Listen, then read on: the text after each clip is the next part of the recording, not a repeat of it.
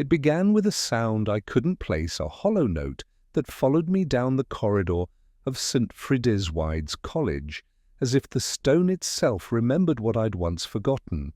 Rain had been falling since dawn, soft as the dust on old manuscripts, and the porter had nodded at me with the indifference of a man who has seen too many detectives come to trouble the peace of scholars. I told him I was here to see Dr. Lanyon, though in truth I wasn't entirely sure why I'd agreed to come at all. Inside his rooms the air carried that academic scent I've always found both comforting and deceitful: ink, tobacco, and the faintest trace of failure. Lanyon sat by the window, staring at the quad, the rain drawing thin silver lines across his reflection. He spoke with the distracted tone of a man recently acquainted with guilt. A student, he said, had been found dead 2 nights ago, drowned in the narrow canal that ran behind the music school. No witnesses, no footprints, no struggle. The kind of death Oxford prefers to leave to silence. He wanted to believe it was suicide, but every word he used betrayed the opposite. I listened, of course, and watched. His hands trembled not from grief, but from something older, something long stored and now resurfacing. He asked if I remembered the name Caroline Dean. I did. A soprano of some talent, once tutored by him. There had been whispers of an affair, the kind that ruins reputations and inspires committees to close ranks. She had left Oxford years ago. Her name had not been spoken since. Until now. I walked later through the misted cloisters toward the canal. A pale college boy, perhaps 19, had been found there, face turned upward to the sky like a question the rain couldn't answer. His name was Paul Lanyon, the professor's son. The files on the case were thin. The coroner had muttered something about accidental drowning. I've heard that phrase often enough to know it conceals more than it reveals. Standing by the water, I caught sight of the faint glow of a lamp through the reeds. A small boathouse, padlocked, forgotten. The kind of place lovers might have once used to exchange promises. The lock was new, polished brass against the decay. That, I thought, was the first note that didn't fit the melody.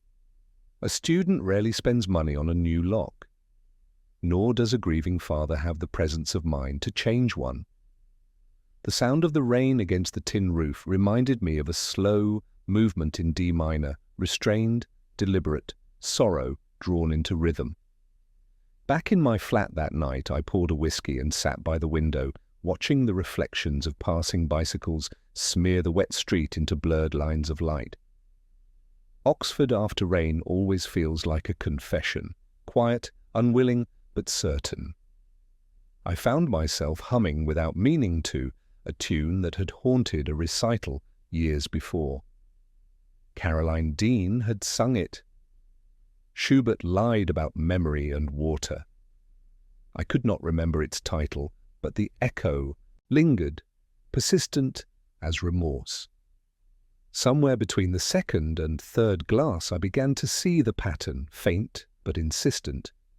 A student died in the water, a lock too new, a father too careful in his choice of words. And that song's sudden return to mind suggested not coincidence, but invitation. I wrote Caroline Dean's name on a scrap of paper and left it on my desk. When I woke in the small hours, the room felt colder.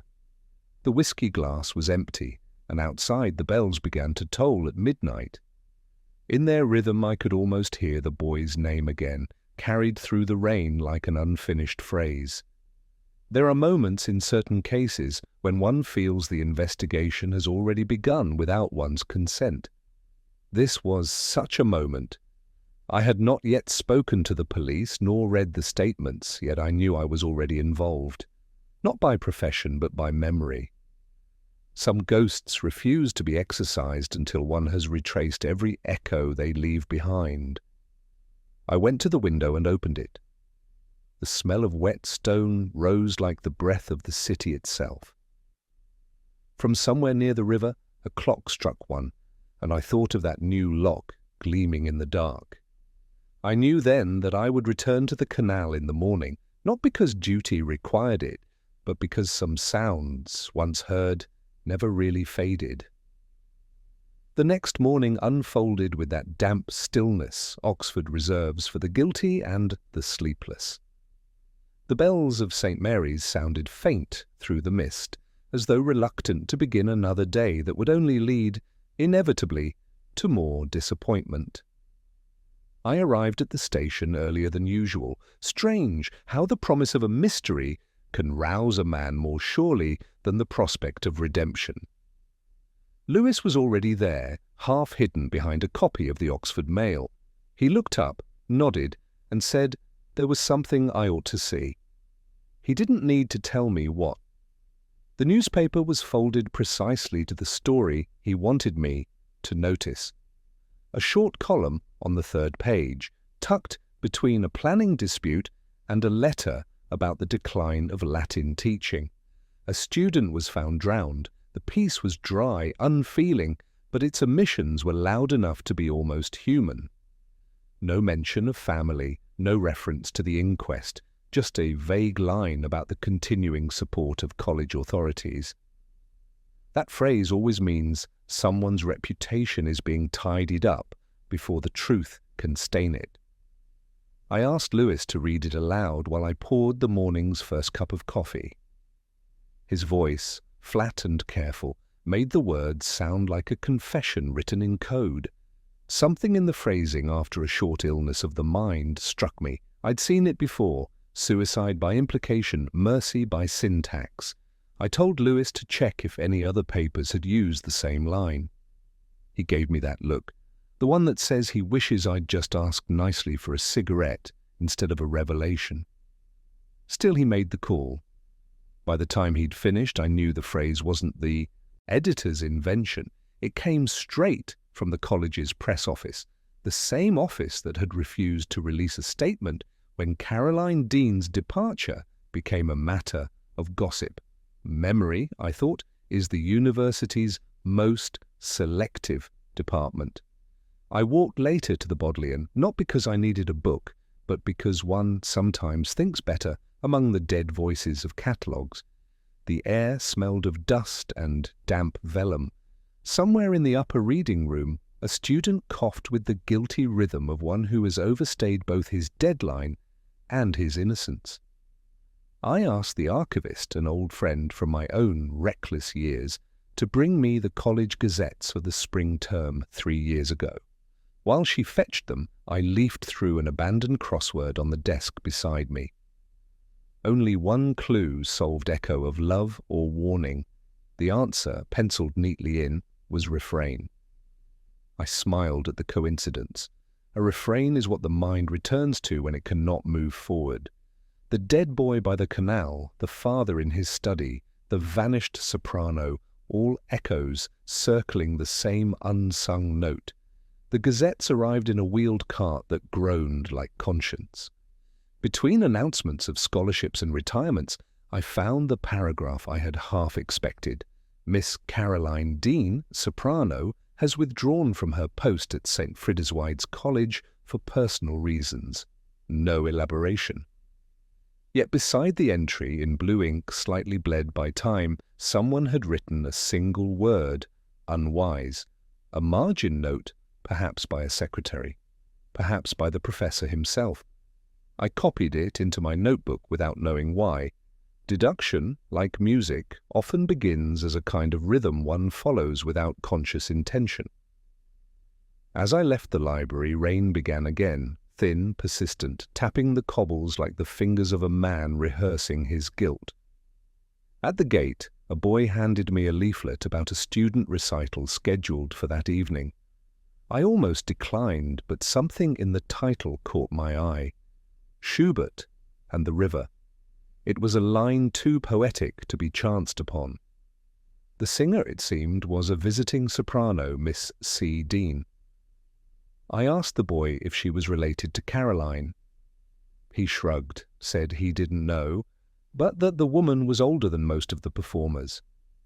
That she had, in his words, a strange stillness. I folded the leaflet into my pocket and walked away, pretending it meant nothing.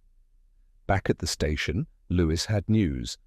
The lock on the boathouse, the one that had gleamed too cleanly against its rot, had been purchased last week from a hardware shop on Walton Street, paid in cash. The shopkeeper remembered the buyer only because she'd been wearing gloves in October, a detail small enough to be dismissed, yet I felt the same chill that comes when a piece on the chessboard moves itself. I told Lewis we'd attend the recital. He looked doubtful, as he always does when I confuse art with evidence, but experience has taught me that music, like murder, leaves patterns in its wake. Somewhere between the keys and the silence, the truth hums faintly, waiting for someone foolish enough to listen. The recital began just after 7, though the audience arrived long before, drawn as much by the promise of free wine as by any devotion to Schubert. The college chapel was half-lit, that hesitant light peculiar to places unsure whether they belong to faith or nostalgia. I found a seat near the back, close enough to observe, yet far enough to remain forgotten. The pew was cold, the varnish worn smooth by centuries of anxious hands. Beside me, a program left by some earlier parishioner bore a small penciled correction. The order of songs altered, the sequence inverted. Someone had changed the story the music was meant to tell. She entered without ceremony, no applause, only the soft shifting of bodies turning towards her. The woman Caroline Dean, older now, her beauty distilled into something quieter, stood before the choir stalls as if returning to a place that had once judged her. Her gown was black, unadorned, yet the way it caught the candlelight suggested more defiance than mourning. When she began to sing, the notes rose with a stillness that made even the chapel dust hold its breath. The melody, familiar yet not, was the same I had hummed 2 nights before.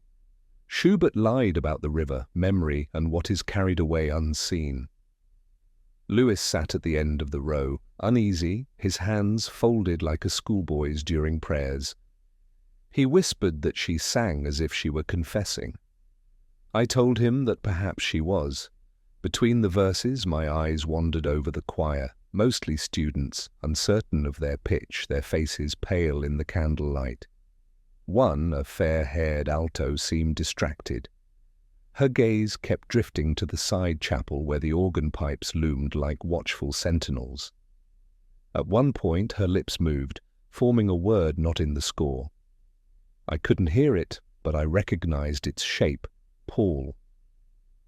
After the performance, the applause was hesitant, polite, as if the audience sensed they had witnessed something meant for no one but the singer herself. I waited until most had left before approaching her. She turned before I spoke, as though she had been expecting me. Her voice, when it came, carried none of the tremor one might associate with fear. She said she knew that Oxford never forgets its ghosts, it merely changes their names.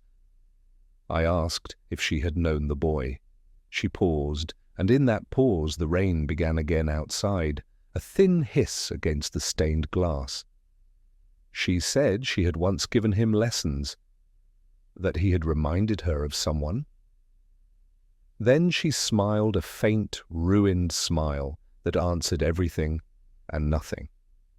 I watched her walk away, her reflection vanishing and reappearing in the chapel floor, like a figure moving between worlds. Lewis joined me by the door, muttering that she gave him the creeps. I told him to be kinder to the ghosts. They carry enough judgment already. On the way out, I stopped by the choir stalls. The fair-haired student was there, alone, collecting sheet music into a folder. She seemed startled when I spoke.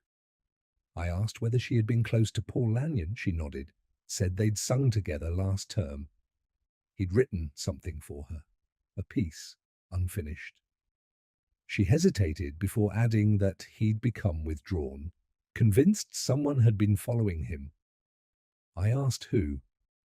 She said she didn't know, but that after rehearsal one evening, he'd shown her a clipping from an old newspaper about a singer who had left Oxford under mysterious circumstances. Her name, she said, was Caroline Dean. When she left, I remained seated, listening to the echo her footsteps left behind.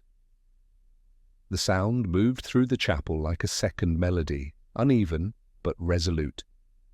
I glanced again at the altered programme. The song order reversed the river first, then the farewell, then the return. The sequence of drowning, departure, resurrection. I realized then that it was no mere clerical change.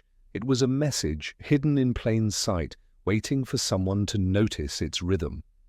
Outside, the night pressed close, the air heavy with petrichor and something faintly metallic. Lewis said it was time for a drink, and I agreed, though my thoughts were still among the pews. I told him that sometimes people reorder things not to deceive others, but to rewrite memory, to make the unbearable seem deliberate. He frowned, said he didn't follow. I said neither did I entirely, but that I suspected the song we had just heard wasn't an elegy at all, it was an alibi.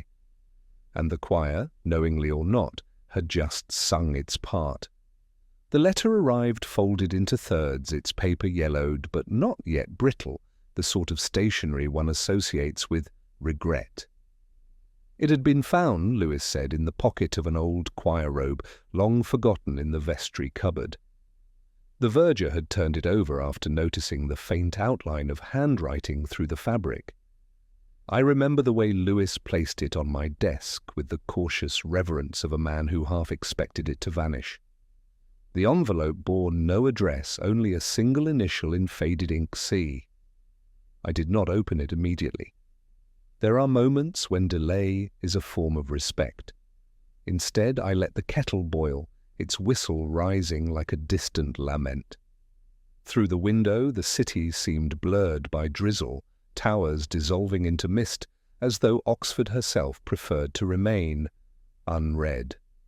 When I finally unfolded the letter, I found no date, no salutation, only a few spare lines written in a neat, hurried hand. The sentences were clipped, unornamented, and yet the emotion between them was unmistakable.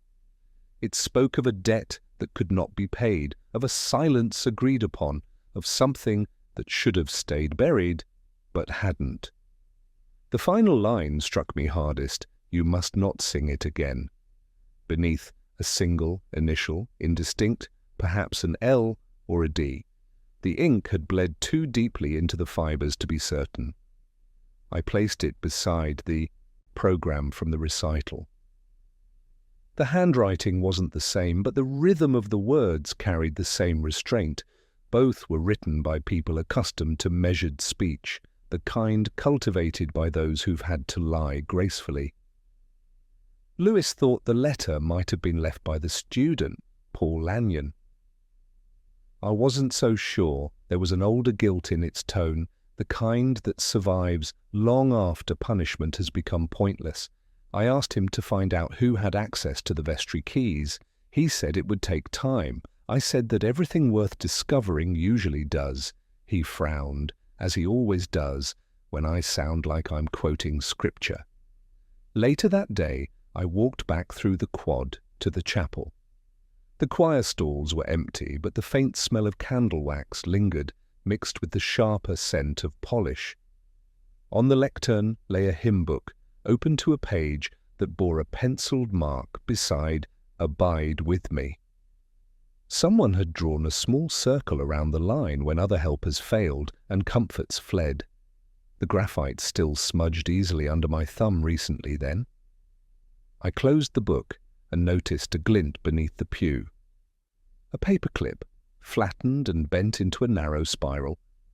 A trivial object, yet it reminded me of the letter, of how easily words can be folded, hidden, forgotten, until they decide to return. Back at my flat, I compared the letter to a file I'd once kept on Caroline Dean. The handwriting was different, yes, but the phrasing, the spacing between words, that peculiar rhythm of someone thinking faster than their pen, was eerily similar.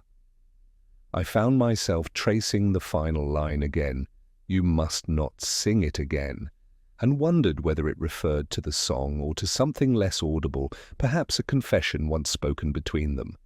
Guilt often carries its own melody, I thought, and some people mistake it for devotion. Around midnight I telephoned the porter at St. Fritzwide's. He sounded drowsy but alert enough when I asked whether Dr. Lanyon had been in his room that evening. There was a pause, then the careful answer of someone aware he's being recorded by conscience.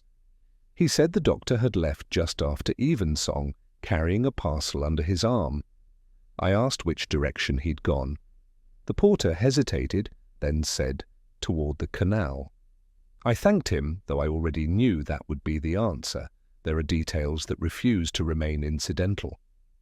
A parcel carried on a rainy night, a letter hidden in a robe, a warning not to sing. The melody I'd heard in the chapel returned, slow and unrelenting, as though Schubert himself had woven the investigation into his score. Somewhere, beneath the counterpoint of grief and propriety, a truth waited not loud, but insistent.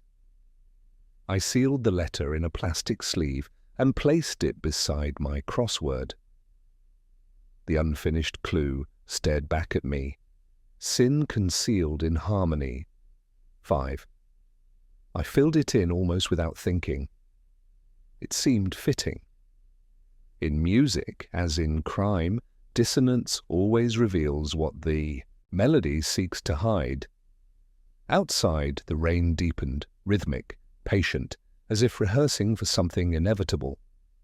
I poured a measure of whiskey, raised it to no one, and listened as the city exhaled around me, quiet, guilty, and awake.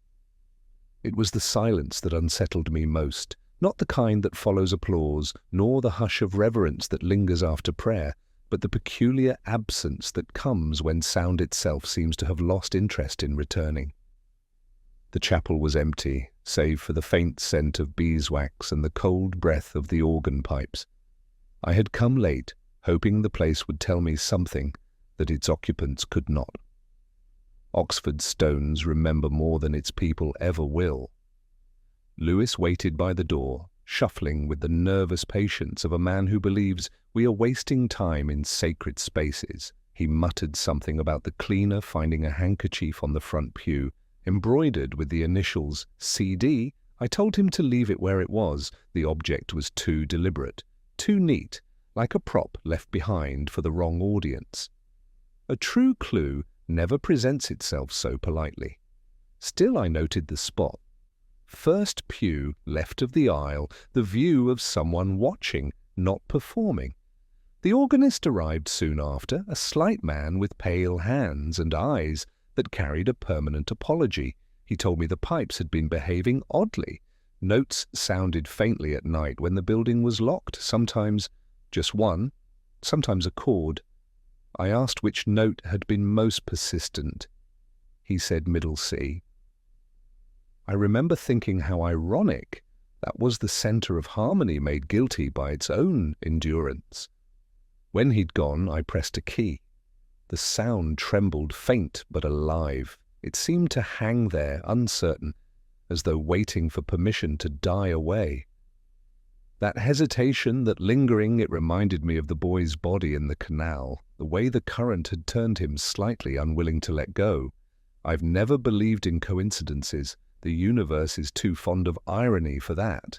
Lewis interrupted my thoughts with a question about lunch, his attempt at levity poorly timed. I told him that hunger was for men who'd solved something.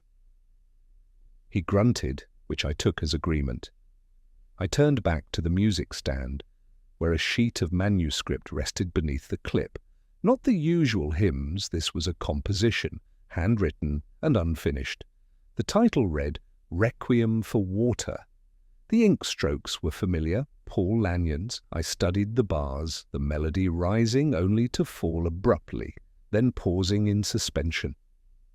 In the margin, a penciled note holds breath until resolved. A direction to the choir, perhaps? Or something else entirely?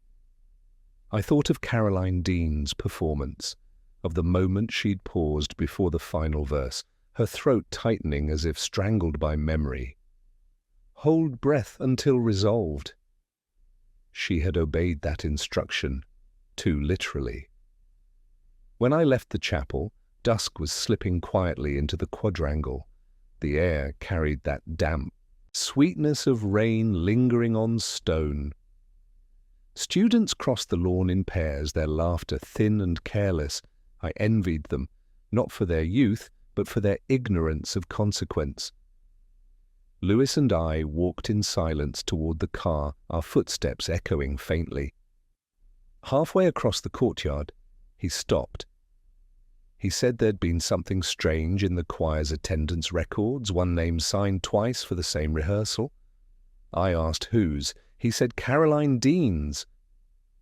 I didn't answer immediately. The mind sometimes refuses what the heart suspects. The handwriting on the second signature, he added, looked slightly different, firmer, less slanted. I asked him to bring the register to me that evening. He nodded, puzzled, but obedient, and I watched him walk away under the archway where the light bled into shadow. Back in my room, I placed the manuscript beside the letter we'd found. Together they formed a strange duet, one written in ink, the other in omission. The warning, the song, the silence, each trying in its own way to say what could not be said aloud. I took out my crossword to steady myself, as one does when the world begins to tilt. The clue waiting at the bottom of the page read, "Rest, but not piece 5. Without hesitation, I wrote the answer. Pause. The whiskey on the table had gone warm, the bottle sweating faintly in the lamplight. Outside, the bells of Magdalen tolled the hour. Their tone was softer than usual, as though they too had been instructed to hold their breath. I closed the notebook and listened until the last vibration faded into the air, leaving only that strange, deliberate stillness. The choir's silent note. The absence that had been waiting to be heard all along. The rain had returned by morning, heavier this time, carrying with it that particular smell of the Thames when the river is full of memory. I stood at my window and watched the roofs of Jericho glisten like darkened glass. Oxford wears rain well. It conceals what the years can't. I'd been awake since before dawn, replaying the sound of that single note from the chapel organ middle C, and the unfinished phrase in Paul Lanyon's manuscript. Music, when it withholds its conclusion, lingers longer than truth. I wondered if guilt behaved the same way. Lewis arrived with his usual lack of ceremony. He had the attendance book from the choir tucked under his arm, wrapped in a plastic bag that had once advertised to fishmongers. The irony didn't escape me. He said he'd looked into the second signature. It wasn't Caroline Dean's. The ink was newer, the loops of the letters smaller, practiced, as if someone had been imitating her for a while. He asked what it meant. I told him it meant that someone had been trying to keep her name alive in places she no longer visited. He asked why anyone would do that. I said, because love, like revenge, dislikes silence. We drove to St. Friddeswide's through the drizzle, the streets almost empty except for cyclists, gliding through puddles like ghosts rehearsing their route. The porter met us at the gate, damp and irritable, muttering about police interference and the sanctity of academic mourning. He led us to Dr. Lanyon's rooms, but lingered outside as though reluctant to cross the threshold of another man's remorse. Inside, the air was heavy with stale pipe smoke and the faint sweetness of old sherry. On the desk, lay a photograph of Caroline in her student days, caught mid-laugh, sunlight across her face. Next to it, the program from her recent recital. Beneath that, a folded newspaper clipping the very same obituary of his son that had first drawn my attention. I unfolded it carefully. Someone had underlined a single sentence. The choir sang softly at the service, as if afraid to disturb the water. Lewis asked if I believed the professor was involved. I told him involvement comes in many forms: action, omission, and sometimes orchestration. I asked him to check whether the professor had an alibi for the night of the drowning. He nodded and left, grateful, I think, for the permission to escape the atmosphere of decaying gentility. I remained, staring at the clutter of papers, the scorebooks, the way each object seemed to lean toward the next, like an unfinished thought. There was a piano by the window. I pressed a key at random E-flat. The sound was faint, weary, yet whole. No echo followed. For once, the silence had learned its place. In the wastebasket, half buried under torn envelopes, I found a sheet of notepaper covered in faint pencil marks, crossing out fragments of something once important. I could just make out a line. The river forgives nothing. It was the same handwriting as the letter we'd found in the vestry. The same reluctant confession disguised as poetry. I folded it carefully and slipped it into my pocket. When I stepped outside, the bells of New College were striking the quarter hour. Rain shimmered on the cobbles, and somewhere a bicycle chain slipped, a small metallic sigh against the rhythm of the city. I walked without purpose, which is often when purpose finds you. Past the Radcliffe camera, the streets emptied of tourists, I saw her. Caroline Dean, standing beneath the awning of a bookshop, a copy of Leader translations in her hand. She saw me too, though her eyes carried no surprise.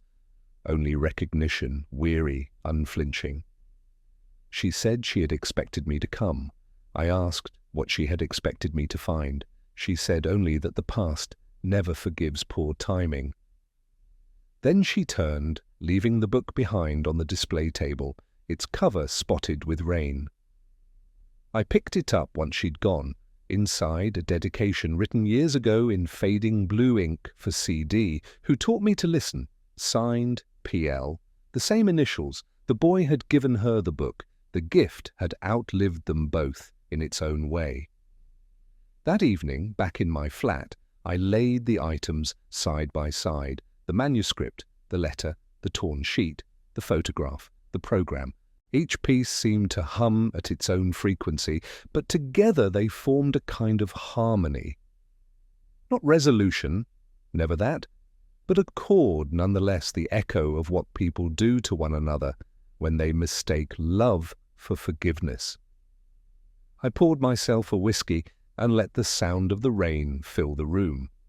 It struck the glass softly, rhythmically, like a metronome counting out the measures of an unfinished song. Somewhere beyond the window, a bell began to toll for evensong. I listened until the last vibration faded, leaving only that ancient Oxford silence patient, knowing and endlessly rehearsed. He was waiting for me in the porter's lodge when I arrived, a man whose face carried the sort of sorrow one finds only in music, written too late to be performed. He introduced himself as Edgar True, temporary choir master, recently returned to Oxford after an absence he preferred not to measure in years. His handshake was careful, deferential. There was a tremor in it, but not the kind born of nerves. It was rhythm, an involuntary beat, the pulse of someone who has lived too long to silence. He said he wished to speak in private. We crossed the quad together, the stones slick from rain, the air filled with the faint echo of students practicing for some unseen audience.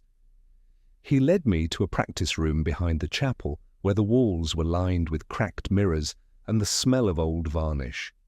The piano in the corner was missing its middle D, a small absence that made every chord slightly dissonant. It felt appropriate. True confessed he had known both Caroline Dean and Dr. Lanyon once, professionally, he insisted, though his choice of adverb carried all the frailty of a lie. He had conducted the choir during Caroline's final term before she left the college, and again, years later, when Paul Lanyon joined. He said there had been a resemblance between them, not of feature but of temperament.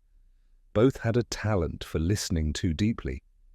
He spoke of music as though it were a contagion that passes through certain bloodlines unnoticed, till it claims another. He asked if I had ever considered that people might use harmony as a disguise. I told him that people use everything that way, especially virtue. He nodded, relieved perhaps to find cynicism still fashionable. Then after a long pause he admitted he had altered the choir's attendance records at Dr. Lanyon's request. He did not know why, or so he said. His eyes, however, flicked toward the window each time the rain struck it, as if something out there kept count of his omissions. Lewis joined us halfway through the conversation. He stood awkwardly near the door, looking out of place among the sheet music and soft decay. True offered us both a cigarette, and I accepted, though I had given up the habit months before. Smoke tends to loosen memory. As he lit it, his hand shook again, and I noticed a small scar along his wrist, old, deliberate, and healed without grace. I asked if he had ever taught Paul privately. He hesitated just long enough to confirm the truth. Once, he said, before the boys' final rehearsal, to correct his phrasing. I told him the boy was dead. He nodded as though I'd only confirmed an overdue note. There was something else in that room, beyond confession. A tension not between guilt and innocence, but between understanding and its refusal. I asked whether he had attended the recent recital. He said he hadn't. Yet, when I mentioned the Schubert piece to the river song, he began to hum it softly under his breath, off-key, barely perceptible, but unmistakably wrong. It was the missing D again, that ghost of a note creating a fracture in what should have been beauty. I left him there, promising that I would return with more questions, though I suspected I would find him gone by morning. Lewis followed me out into the quadrangle, his coat collar turned up against the rain. He asked if I believed True. I said belief was a luxury I no longer afforded.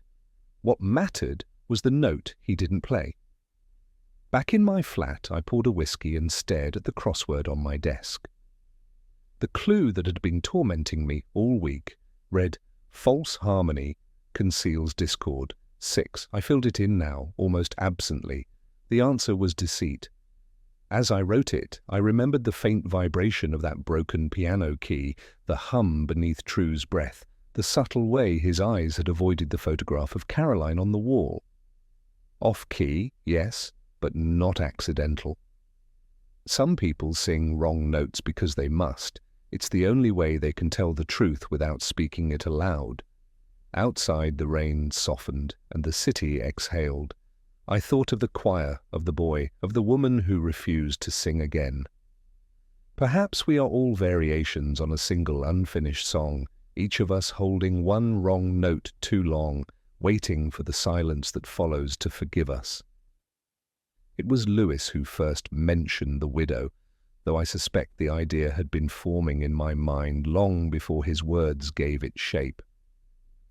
We had been sitting in the car outside the college gates, the rain gathering on the windscreen like unspoken doubts. He said Dr. Lanyon's solicitor had called for the estate to be divided earlier than expected. The widow, apparently, had insisted. I told him that grief makes people efficient when guilt gives them no other occupation. He didn't answer, and I didn't expect him to. Her name was Margaret Lanyon, a woman whose presence was once considered ornamental to the college's annual garden parties. I remembered her from years earlier, the sort of wife whose silence was her husband's most consistent achievement. When we arrived at the house, She greeted us not with surprise, but with a kind of weary civility. The curtains were drawn, though it was not yet noon, and the air inside held the faint scent of something floral attempting to disguise decay. She asked if we would prefer tea or truth. I told her both, if she could manage it. She poured, with steady hands, but her eyes never left mine. She said the will had been revised only a week before her husband's death, a small matter, she insisted, concerning the music library he had catalogued for decades. He had left it to the college, though she had long suspected he meant it for someone else. When I asked whom, she hesitated, the pause of a woman unaccustomed to choosing honesty over self-preservation. "Caroline Dean," she said finally. Her voice caught the name as though tasting something bitter. I asked if she knew why. She said her husband had been sentimental, that he believed music could absolve anything. I told her that sentiment rarely survives proximity to the truth. There was a small photograph on the mantelpiece, Paul, the boy, in choir robes, his expression earnest, almost severe. Beside it stood another, older frame turned slightly toward the wall. I reached out and adjusted it. Caroline again, younger, her eyes half laughing, her hand resting lightly on the shoulder of the same man who had written the letter we'd found. The past, it seemed, had never really left this room. It had only rearranged the furniture. The widow watched me without protest. She said she had tried to destroy that photograph once, but something had stopped her superstition, perhaps. I told her it wasn't superstition. People rarely destroy the things they hate. They only keep them close enough to study. She smiled at that thin, exhausted smile and said her husband had become distant in the weeks before the drowning. He had spent his evenings by the river, she said, sometimes humming under his breath, as though rehearsing for something final. He had told her that the water was full of echoes if one listened properly. She hadn't asked what he meant. She had learned that questions in marriage are like stones thrown into dark water. They make a sound, then sink. Lewis, sensing that we were trespassing on the remains of a life, asked about the solicitor's visit. She said the man had come the morning after the police declared the death accidental. He had taken 2 envelopes, one for the college, one marked simply, "To be opened by Inspector Morse." I felt a chill then, though the room was warm. She retrieved it from a drawer and handed it to me. The seal was unbroken, the handwriting firm. Inside a single sheet of paper, no letterhead, no salutation. It contained only a line from a hymn. "Though floods may rise, I shall be found in stiller waters," and beneath it a signature, C. Dean. I folded the note carefully, as one does with relics or regrets. The widow asked what it meant. I told her it was not a message for her, but a confession intended for someone who understood the language of restraint. She said she no longer cared who was guilty. I believed her, though I doubted she would ever stop caring about who was forgiven. When we left, the rain had eased into drizzle, the kind Oxford keeps for its quiet conclusions. Lewis walked beside me, his questions rustling like the wind in the hedges. I told him that sometimes the dead leave us puzzles not to be solved, but to be endured. He asked if I thought Caroline was still in Oxford. I said I hoped not, though the truth was less merciful. Some songs, once sung, never really end. They simply find new listeners. That night I placed the letter on my desk beside the manuscript and poured another whiskey. The crossword lay unfinished, one clue unanswered. Promise broken in quiet waters. 7, I stared at it, until the letters rearranged themselves. Betrayal, it fits too easily. I closed the book, extinguished the light, and let the darkness hum its low refrain, the echo of a will, a widow, and the silence that outlives them both. The college porter had called it an accident, a candle left burning in the loft above the old choir vestry. But Oxford has a habit of turning accidents into symbols, and symbols, I've found, rarely extinguish themselves. I arrived just after dusk when the light was failing and the shadows had begun their slow colonization of the rafters. The smell of smoke lingered, faint but distinct, like the aftertaste of something unsaid. Lewis was already there, crouched beside the blackened boards, his expression caught somewhere between irritation and unease. He said it had been discovered that morning by one of the vergers. A single candle on the floor melted nearly to its base, surrounded by a dark ring of soot. No damage to the timbers, no sign of forced entry. The oddest thing, he said, was that someone had placed a folded piece of paper beneath it, untouched by the flame. He handed it to me.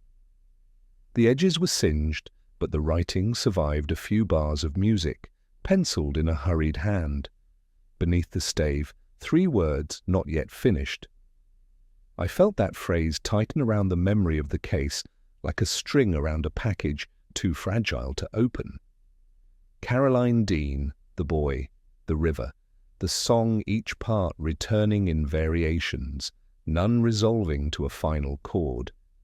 I told Lewis to fetch the registrar, though I already suspected he would know nothing useful. The college's administrators prefer mysteries to be brief, self-contained affairs.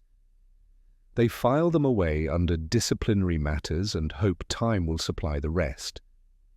The loft was small, more crawl space than room, with beams thick as confessionals and dust that recorded every footstep like a cautious stenographer. I crouched there for a while, tracing the soot pattern on the floor. It wasn't circular, as one might expect from wax melting evenly, but elliptical, slightly stretched toward the east wall. A drought, perhaps, or something more deliberate. The candle, I noticed, had been set directly above the choir stalls below, the exact spot where Caroline had stood during her last recital. Chance has its limits. The registrar arrived, all tweed and nervous politeness. He muttered something about insurance, fire hazards, and the unfortunate recurrence of student mischief. I asked whether anyone had been using the loft recently. He said no, though his tone betrayed the uncertainty of one who delegates memory to subordinates. I told him to lock it after we were done. He promised he would. I doubted he'd remember by morning. As we left, Lewis remarked that the music on the note looked familiar. I told him it should be from the Requiem for Water, the boy's unfinished composition. The same bars appeared in the manuscript I'd found weeks ago, only now transposed to a higher key. A small difference, but meaningful. Someone was revising the piece or finishing it. I thought again of that inscription not yet finished. The phrase no longer sounded like an apology. It sounded like intent. We walked across the quad, the rain beginning again in light, uncertain threads.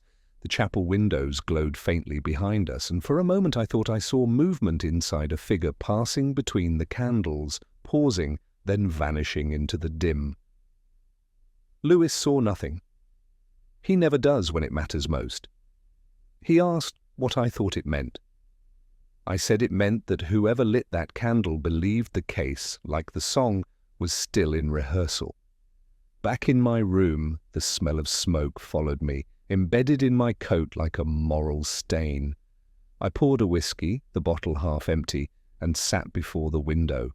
Across the street, the spire of St. Aldate's cut through the mist like a tuning fork, dividing silence. I took out the note again, studying the notation. The melody climbed, hesitated, and fell abruptly, unresolved.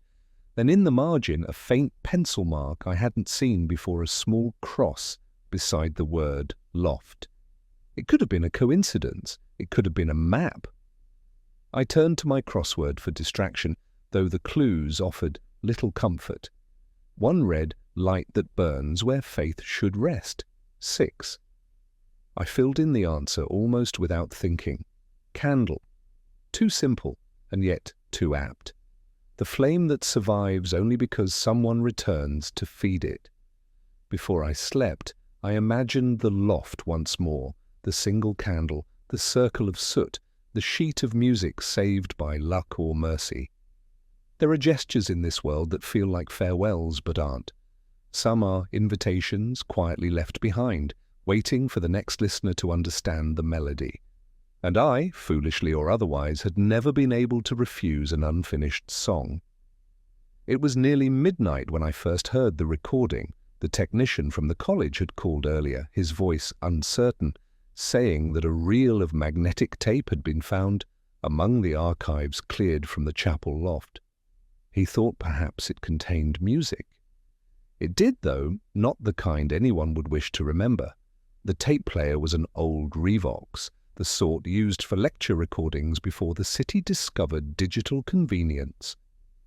The hiss began immediately, a sound like rain caught in static. Then faintly, the voices distant, uncertain, and alive with that strange intimacy only the dead can command. A woman's tone first, soft but strained. Caroline Dean, I would have known it anywhere. Then a man's reply, quieter still, Paul Lanyon. They were rehearsing or pretending to, notes, fragments, half-finished bars. Then the pause, the whisper. Play it again, she said, slower this time. The phrase was simple, ordinary, and yet it seemed to carry the whole gravity of the case. The drowning, the letter, the candle. I played it again, as she had requested, slower this time. The whisper became something else entirely, a rhythm, deliberate, almost coded. 3 syllables drawn out, the faint tremor of someone aware of being recorded. I wondered who had placed the machine there. Someone meant to listen later, someone who already knew there would be no encore. Lewis found me still sitting by the player hours later. He said he'd had trouble sleeping. The tone of a man who pretends insomnia is new to him. I asked if he heard the pattern in her voice, the way she lingered over the last word. He said it sounded like nothing more than weariness. I told him that weariness and confession often share the same pitch. He sighed, and I knew I was right. We walked to the chapel in the early light, the morning fog curling around the towers like an unspoken apology. The air inside was heavy with the scent of extinguished candles, that faint sweetness of spent wax.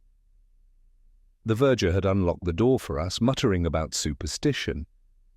He said the choir refused to rehearse there now. That they'd heard something the night before, faint music from the loft, though the organ was silent. I said nothing. Ghosts in Oxford are less an occurrence than a tradition. I climbed the narrow stairs again, Lewis behind me, his boots complaining with each step.